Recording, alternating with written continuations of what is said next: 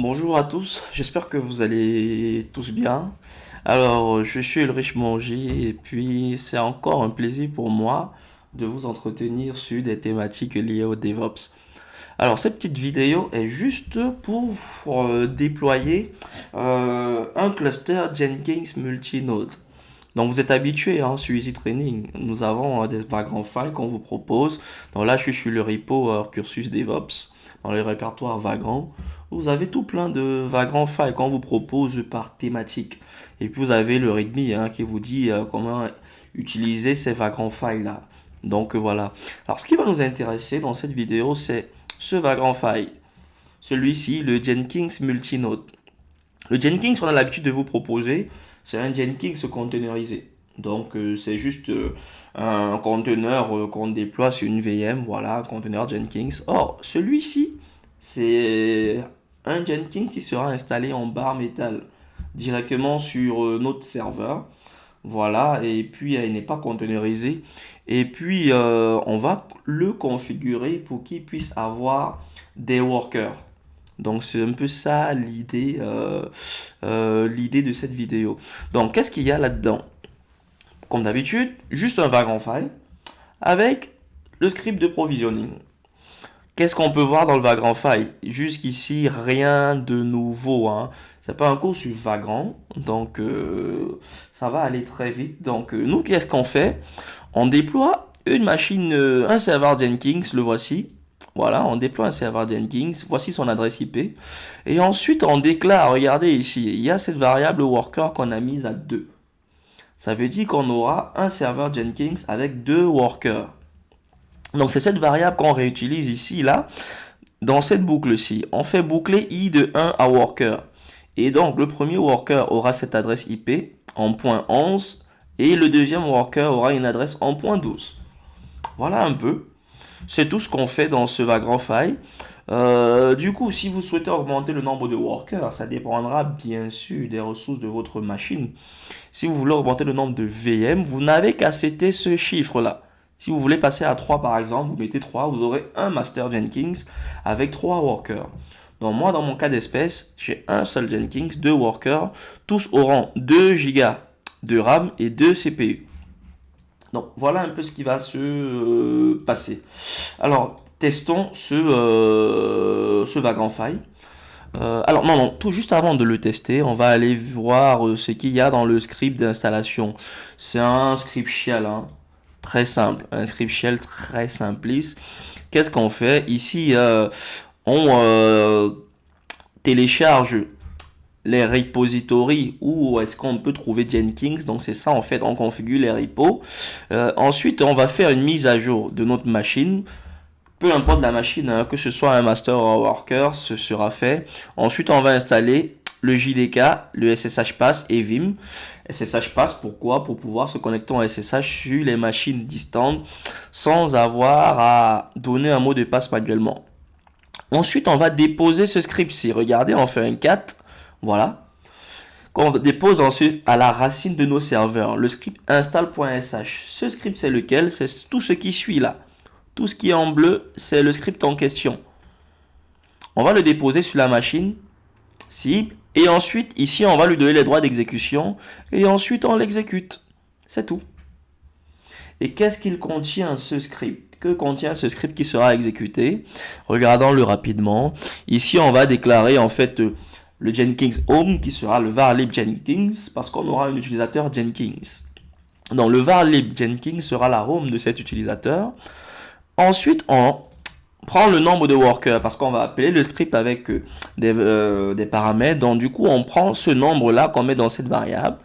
Ici, on va renseigner le fichier etc host. On fait une sorte de DNS interne sur le cluster pour ne pas avoir à piloter des IP. C'est ça qu'on fait ici. Ici, c'est la déclaration, voilà, d'une fonction pour attendre que, pour temporiser, on teste si les machines sont déjà joignables.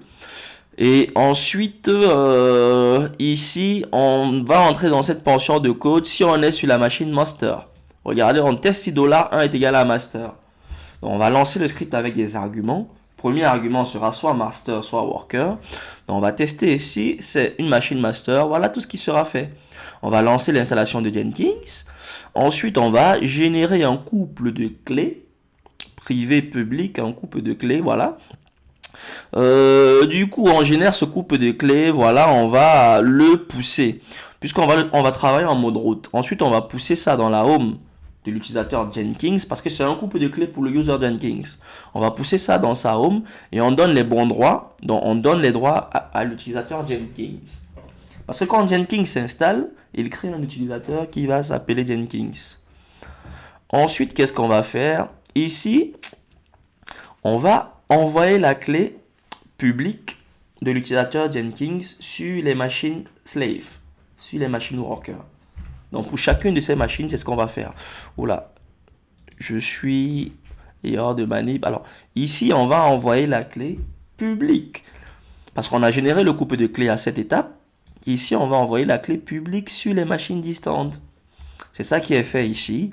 Et puis, à la fin du script, regardez bien, vous aurez un message qui va vous donner l'URL de votre Jenkins, voilà. Et puis, si on est sur plutôt une machine worker, tout ce qui sera fait, en fait, on va rien faire. Si c'est une machine worker, on ne va rien installer. La suite va se dérouler dans l'IHM de Jenkins. Donc, voilà un peu. Alors, on va lancer ce Vagrant File.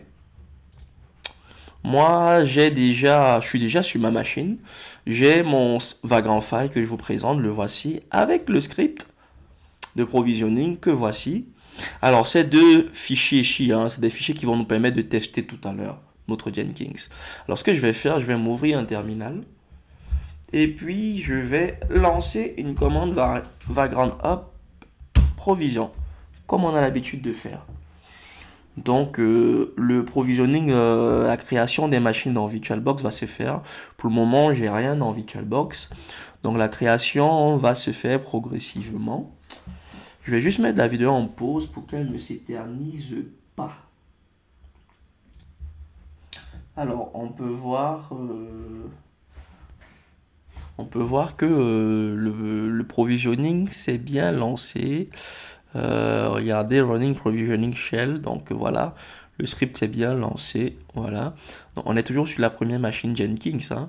Donc voilà, on a fait notre vagrant hop. Voilà, il est en train de créer la machine. Il fait tout ce qu'il faut. Il installe un certain nombre de choses. Voilà, là, il est en train de faire la mise à jour du système. Donc, un package installé, 13, voilà, qui seront mises à jour. Si je regarde dans mon VirtualBox, j'ai déjà ma machine Jenkins. Ça, ce sera le serveur Jenkins.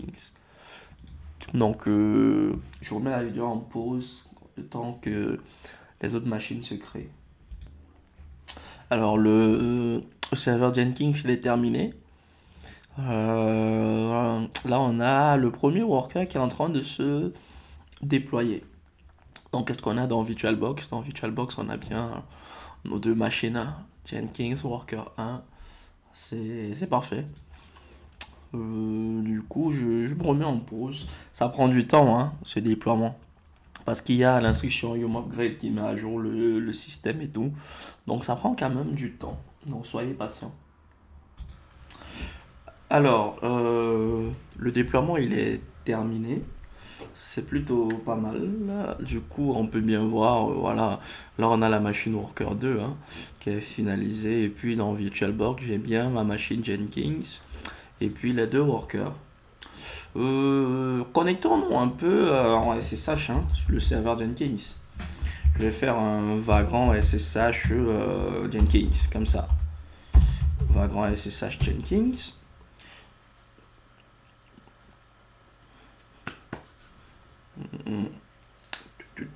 Ça prend un peu de temps. Allez, je suis connecté. Je vais passer en utilisateur route. Je passe en utilisateur route. Ce que je voulais vous présenter dans un premier temps, c'est quoi? Quand Jenkins s'installe, il y a l'utilisateur Jenkins. Ouais, il y a un utilisateur Jenkins qui est bien créé. Lorsque vous serez dans l'interface de Jenkins, tout ce que vous allez faire sera fait sur le serveur avec cet utilisateur. Regardez bien le login, le bash, il est à bin false. Vous ne pouvez pas vous loguer avec ce user. Alors, mon script de provisioning, je l'avais déposé à la home du user root. Voici le script qui a été joué sur le serveur. Voilà. c'est exactement ce script qui a été joué. Et si vous regardez bien dans mon script install.sh, ici je vous ai dit qu'il y a un fichier de log file. Donc j'ai un fichier de log où je mets les logs du déroulement. Donc sur la machine, ce fichier de log est dans le /tmp. Regardez. Et puis si je fais un less de install, regardez, j'ai un install Jenkins logs. Vous pouvez avoir les logs d'exécution là-dedans. Voilà, ce sont les logs de l'exécution de tout ça, de tout ce qui s'est produit. Et puis à la toute fin, regardez, vous avez l'URL. Il vous dit, voici l'URL sur laquelle il faut vous loguer. Et puis le token. Bon ben écoutez, on va cliquer sur cette URL là. Je vais cliquer sur l'URL. Du coup, voilà ça qui s'ouvre. Et puis le token, je colle le token que j'ai récupéré pour finaliser l'installation de mon Jenkins. Jusqu'ici, rien de nouveau. Hein. Je vais prendre les plugins suggérés. Voilà. Si je reprends qu'il finalise l'installation, qu'est-ce que je peux vous présenter d'autre? Non, je pense qu'on est tout bon. Hein. Il y a le var lib Jenkins, voilà, qui est la home du user Jenkins. Donc si je refais un cadre du etc password, regardez le var lib Jenkins, c'est la home du user Jenkins. Et à l'intérieur, il y a un répertoire .ssh que j'ai créé, voilà, qui contient les clés, la clé privée que vous devez garder jalousement et la clé publique. C'est cette clé publique qui a été poussée sur les serveurs distants. Donc si je me connecte par exemple, je fais un SSH. Alors autre chose, si je fais un cadre du etc host déjà, vous allez voir, regardez, j'ai mis en place le DNS. Donc je peux utiliser les noms worker 1, worker 2. Donc du coup je vais faire un SSH vagrant @worker1 par exemple. Le mot de passe c'est vagrant, tout le monde le connaît. Si je passe en route, vous pouvez aussi voir le script d'installation et aussi les logs install. Regardez, vous avez tout ça. Et si je pars dans la home du user Jenkins, var, parce que j'ai créé un utilisateur Jenkins dans mon script, var lib Jenkins, à l'intérieur, si je vais dans le .ssh, vous allez voir, il y a le authorize key qui contient la clé que mon script a déposée. Voici la clé publique qui a été déposée. Elle a été déposée sur les deux serveurs. Donc, ça permettra donc que Jenkins puisse se connecter sur les machines clientes. Alors, moi, je vais afficher la clé privée. Je vais la copier. Et puis, elle me servira par la suite. Hein. Je la copie. Elle me servira par la suite. Allons finaliser l'installation de Jenkins. Alors, on va prendre un user qui s'appelle admin. Le mot de passe, je vais mettre admin. Voilà, le nom complet, admin, voilà, l'URL, admin, @admin.admin. Vous aurez compris, c'est juste une démo. Hein. Donc là, je finalise. C'est parfait. J'ai mon Jenkins qui est tout prêt. Je peux commencer à l'utiliser. Alors, ce que mon script a fait. Mon script a simplement créé un serveur Jenkins. Alors, mon script, qu'est-ce que j'ai fait de façon naïve? J'ai simplement mis en place quoi? J'ai une machine Jenkins qui est là, avec deux workers. Et tout ce qui s'est produit, c'est que ici, sur la machine Jenkins, il y a l'utilisateur Jenkins. Il y a un user qui s'appelle Jenkins, qui possède un couple de clés. Une clé privée et une clé publique. Et c'est la clé publique qui est ici qu'on est venu déposer là. Là. Ça permettra au serveur Jenkins de pouvoir se connecter en SSH. Mais là, le cluster n'est pas finalisé.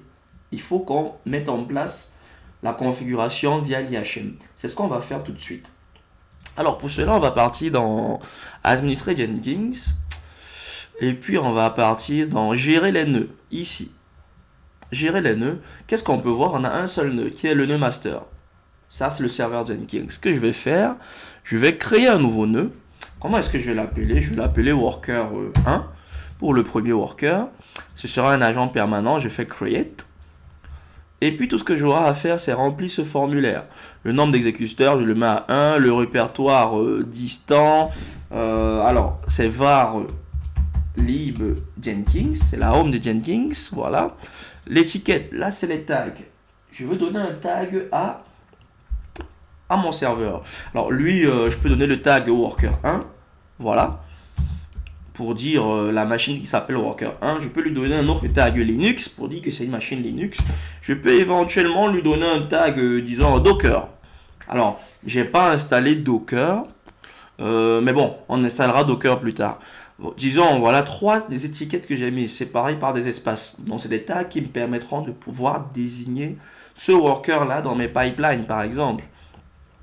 Alors, en termes d'utilisation, je vais mettre utiliser ce nœud autant que possible. Donc, autant que possible, on va l'utiliser. Voilà, pour décharger, pour soulager le serveur master. Il faudrait que le serveur master puisse se consacrer uniquement au process Jenkins, à l'administration du cluster. Mais le lancement des actions, ce serait bien qu'il les délègue à des workers. Alors, la méthode de lancement ici, on va faire un lancement via SSH. Voilà. Lancement via SSH, ici il est question de spécifier l'adresse IP. Alors où est-ce que on la trouve? Je fais simplement un IPA. Hein. L'adresse IP 192.168.99.11. Ma machine client 1 c'est .11, donc 199.168. Alors c'est plutôt 192.168. Autant pour moi. 192.168.99.11 pour le client 1. Maintenant, les credentials. Je n'en ai aucun. Il est question de définir comment est-ce qu'il va se connecter en SSH. Nous, on a une clé, on va la réutiliser. Hein. Simplement, le type de credential, je vais mettre SSH username avec la clé privée. Vous devinez pourquoi j'ai copié la clé privée tout à l'heure. Je sélectionne ceci. L'ID, je vais l'appeler comment? Jenkins, voilà. La description, Jenkins, voilà. Le username, ce sera Jenkins. Le nom du user, Linux, Jenkins. Et maintenant, ici, qu'est-ce que je vais faire? Je vais faire cocher la case pour entrer la clé directement. Je fais un add et puis je copie ma clé. Là, c'est la clé privée que je copie. Il n'y a pas de passe-phrase, j'en ai pas besoin. Du coup, je fais ajouter et puis je sélectionne ma clé Jenkins, mon credential Jenkins. C'est parfait. En termes de vérification de load distant, alors nous on va mettre, alors on ne vérifie pas load distant, hein, on est juste dans une démo. Voilà, c'est les fameux fingerprints du SSH. On va seulement faire un strict no host checking, c'est un peu l'équivalent. Et puis disponibilité à maintenir l'agent activé le plus longtemps possible. Oui, on va le laisser comme ça par défaut. Donc voilà en termes de configuration. La description, vous mettez un peu ce que vous voulez. Hein. Donc voilà un peu. Si je fais enregistrer, et puis ça mouline. Il est en train d'essayer de lancer, il va lancer en fait des agents, des jars Java sur la machine cliente. Et on pourra le vérifier plus tard. Donc si je sélectionne mon worker et que je viens à console de script, alors, toutes les cases. Alors, ce que je vais déjà faire, si je reviens ici, déjà on peut voir, voici les 2 labels que j'ai donnés. Docker, Linux. Il me semble que j'avais aussi donné un label Worker 1. Il me semble que j'avais aussi donné ce label. Bon, bah, disons que... Bon, bah, je sais pas pourquoi il n'est pas pris en compte. Bon, c'est pas bien grave. Si je reviens à console de script, qu'est-ce qui se passe? Print system, nanana. Alors, je vais revenir à mon node. Alors, mon node, il est tout bon. Mon node, il est synchronisé. Alors, dans la console... Alors, je crois que je me trompe un peu d'endroit. Mais en tout cas, regardez, mon node, il est synchronisé. Je viens de mettre ma première machine. On peut rajouter une nouvelle machine. Hein. Je peux faire créer un deuxième nœud. Ici, je vais faire copier un nœud existant. Donc, je vais copier le nœud worker 1.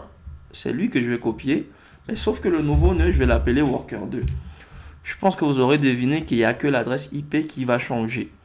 L'adresse IP, c'est la 12. C'est la 12. Et puis, les étiquettes, je peux mettre worker 2.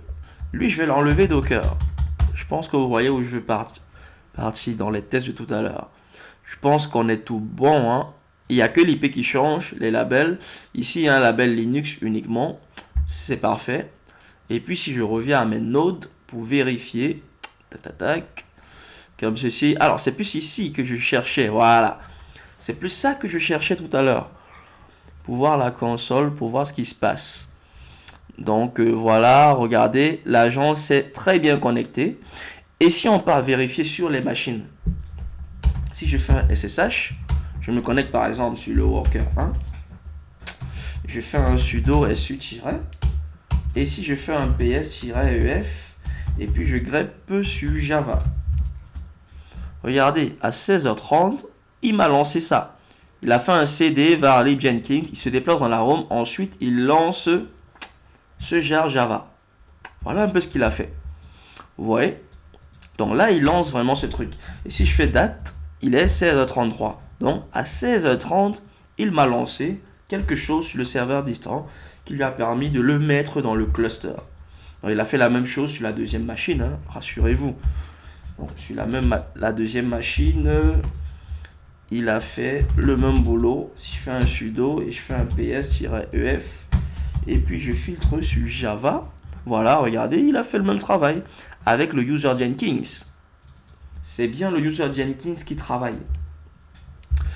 Alors, du coup, on a finalisé notre cluster. Hein. On a mis en place notre cluster Jenkins de 3 nodes. Alors, qu'est-ce qu'on va faire? On va essayer de tester. On va essayer de tester via un pipeline assez simpliste. Je vous disais que j'ai mes scripts ici de pipeline. Je vais utiliser ce premier pipeline. Qu'est-ce qu'il fait ce pipeline? Ce pipeline, je vais utiliser la notion d'agent ici pour taguer celui qui est labelé worker 2. Donc ici, je lui dis, tu vas exécuter tout ça sur celui qui a le label worker 2, comme ceci. Et puis voilà, tout ce que tu vas faire. Logiquement, ça devrait échouer, hein, puisque sur worker 2, il n'y a pas Docker, ni sur le worker 1 d'ailleurs. Alors, qu'est-ce qu'on va faire? Je vais copier ça. Je vais venir dans mon tableau de bord. Je vais faire un nouvel item. Je vais faire test cluster. Voilà, c'est comme ça que je l'appelle ce job de type pipeline. C'est parfait, je fais OK. Alors, je vais laisser tout le reste par défaut. Je vais simplement rajouter mon script. Et puis, je vais lui dire, lance ça sur la machine. Alors, ce que je vais faire, je vais déjà enlever les instructions Docker. Je les enlève. Comme ça, au moins, il va m'afficher le nom de la machine. Et puis, je saurai que c'est la machine en question qui me répond. Donc, si je fais sauver, je sauvegarde. Et puis, je lance mon build. Je lance mon build, le voici. On va voir ce qui se passe. Si je vais dans console output. Regardez, il se lance bien sur worker 2. Il se lance sur worker 2 et regardez, echo. J'avais fait quoi? J'avais fait un echo $hostname. Souvenez-vous de mon pipeline. Si je fais ça, dupliquer, je reviens, qu'on aille voir mon pipeline, à quoi est-ce qu'il ressemble, configurer. Regardez, j'ai fait un echo $hostname, la variable environnement. Du coup, c'est ça qui me répond, echo $worker2, $hostname vaut worker2 ici. Donc, du coup, il m'affiche ça et puis c'est tout bon. Si je modifie mon pipeline et que je mets par exemple worker 1, comme ceci, je sauvegarde et que je le relance ici, là. Qu'est-ce qu'on va faire? Je relance. Normalement, il devrait m'afficher worker 1. En principe. Si je vais voir les logs, regardez, il m'affiche worker 1. Donc là déjà, avec les étiquettes, je suis à mesure de conditionner sur quelle machine j'aimerais que le process Jenkins se lance. Je suis en mesure de faire ça. Alors ce qu'on va faire, on va légèrement modifier notre pipeline. Et puis je vais rajouter les instructions Docker. Je vais rajouter les instructions Docker. Voilà, ça c'est sur le worker 1. Je sauvegarde. En théorie, il devrait avoir une erreur. Comment not found? Parce que Docker n'est pas installé sur ce worker là. Alors qu'est-ce que je vais faire? Je vais rejouer. Je rejoue mon pipeline. Alors c'est parfait. Il échoue. Si je vais voir dans les logs, c'est normal. Comment not found? Il ne connaît pas la commande Docker. Il s'est bien exécuté sur worker 1, hein, mais il ne connaît pas la commande Docker. Ce qui est tout à fait logique. C'est tout à fait normal. Ce qu'on va s'amuser à faire, on va installer Docker sur la machine worker 1, uniquement sur celle-là. Voilà. Alors pour installer Docker, qu'est-ce qu'on va faire? On va pas réinventer la roue, hein. Ce qu'on va faire, on va aller sur nos fameux Vagrant File. Je vais aller sur le Vagrant File de Docker, le script d'installation, et puis on va simplement taper ces deux commandes. C'est tout.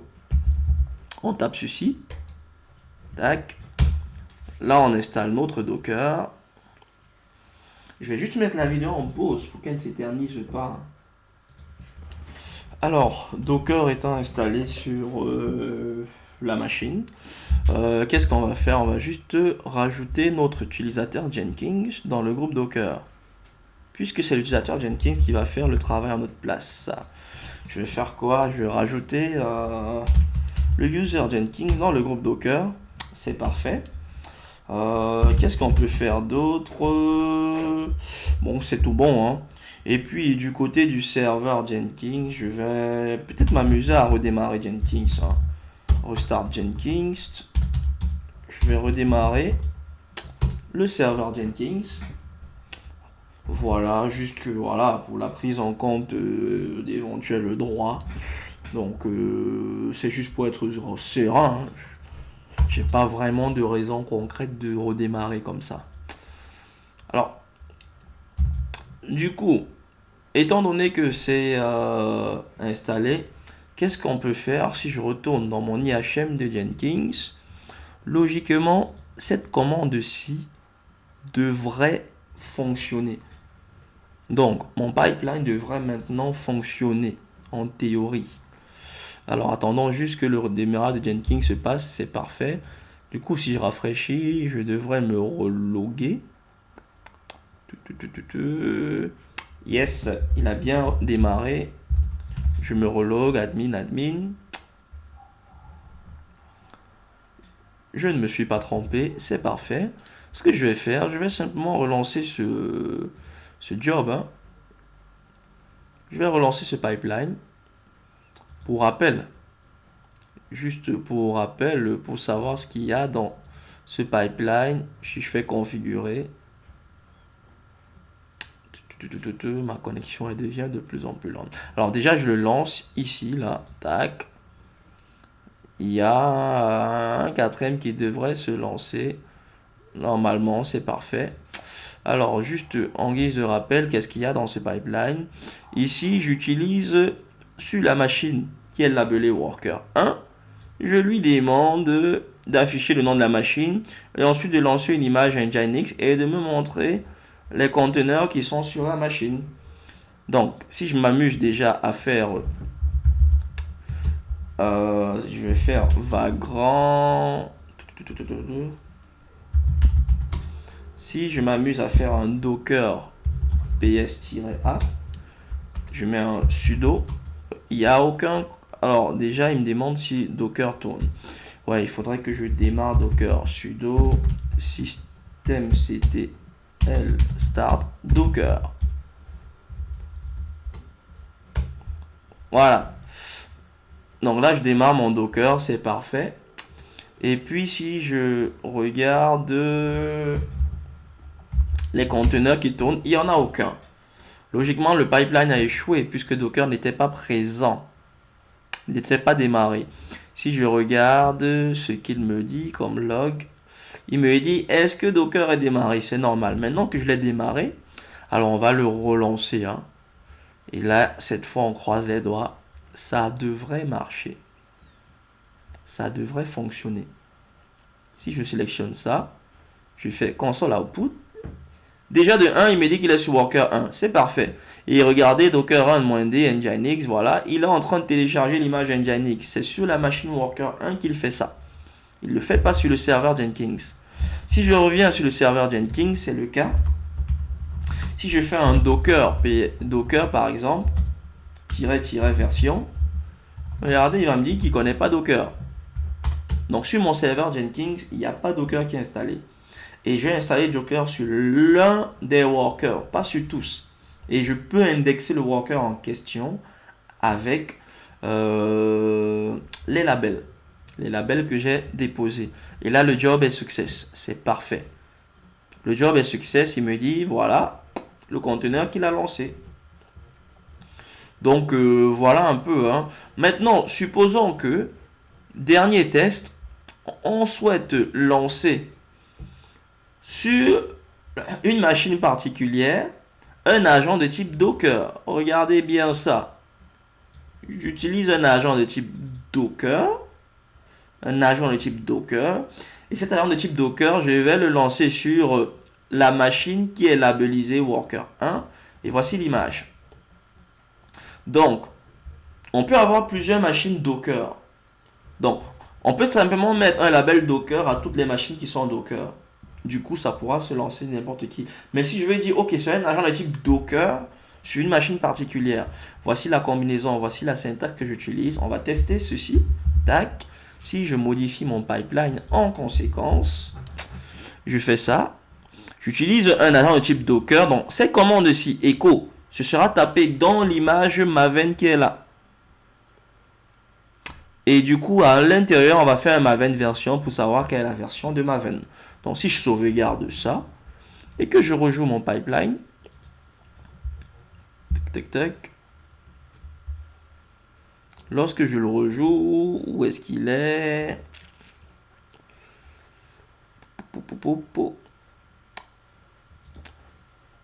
Alors, qu'est-ce qui se passe? Ligne 7. Je pense que je fais une petite erreur. On va rapidement voir de quoi il est question. Alors, mea culpa. Pour utiliser l'agent de type Docker, en fait, il y a 3 types d'agents. Pour utiliser l'agent de type Docker, il faut installer un plugin particulier. Un plugin particulier dans Jenkins. Je vais aller dans le tableau de bord de Jenkins. Administrer Jenkins. Je vais venir dans la partie plugin. Les plugins disponibles. Je vais chercher Docker. Je pense que je vais prendre Docker et Docker Pipeline. Ces deux-là sont suffisants. J'installe sans redémarrer. Ça me permettra de pouvoir utiliser l'agent de type Docker. Parce que nativement, il n'y a que le any, le label et le node. Ce ne sont que ces trois-là. Alors maintenant que c'est fait, je reviens dans mon pipeline. Je pense que ça devrait fonctionner à présent. Si je le rejoue, lancer le build, je devrais avoir une 6e task, console output. Là, c'est passé. Regardez, c'est bien sur la machine Worker 1. Et sur la machine Worker 1, qu'est-ce qu'il fait? Il me dit déjà qu'il ne trouve pas l'image Maven. Du coup, il télécharge l'image Maven. Parce que j'ai dit que je veux faire un agent de type Docker et j'ai donné le nom de l'image dans laquelle les commandes seront faites. Donc là, il est en train de télécharger l'image Maven. C'est parfait. Et puis, lorsqu'il aura terminé, on verra. Hein. Là, il a terminé de télécharger. Là, il me lance l'image. Il me lance un conteneur Maven dans lequel il va exécuter mes actions. Il me le lance. Et puis, regardez le echo. Le $hostname, là, il m'affiche maintenant le hostname du conteneur. Ce n'est pas sur la machine Worker 1 qu'il travaille. Sur la machine Worker 1, il a créé un conteneur sur lequel il s'est connecté pour faire les commandes. Et les commandes que j'ai demandé qu'il fasse, le echo et le Maven version. Et là, il me dit quelle est la version de Maven. Et maintenant qu'il a terminé, il supprime tout ça et le build est terminé. Success. Donc, voilà un peu une petite démo de l'utilisation en fait de Jenkins sur un cluster multinode Voilà, j'espère que ça vous aidera pour la suite. Écoutez, c'était un plaisir et puis profitez-en.